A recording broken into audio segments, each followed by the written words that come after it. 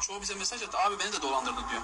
Kimini nasıl dolandırmış biliyor musun? Ya o kadar aşağılık bir yer ki adamlardan kontrol almış. Ya biz hani para hesabına TL yüklüyorsun sen. Düşün yani. Bu şekilde milletten TL alıp hani telefon numarasına kontör yükletmiş, bilmem şundan para almış, ben seni Türkiye'ye göndereceğim, çıkış yasağını kaldıracağım diye milleti dolandırmış arkadaşlar. Ta ki resmini yayınladım. Resmini yayınladıktan sonra ortaya çıktı. Şimdi bu sayfasında yaklaşık 40'a yakın bir videosu vardı. Hepsinin altına da maşenlik ve üçkağıtçısın. Milletin çaldığı paralar zehir zıkkım olsun. Bizden aldığım 1350 dolar da haram zıkkım olsun diye yazdık. Hepsinin videosunu kaldırmış biliyor musunuz? Bunun videosunu ben başka hesapla girdim, çıkardım.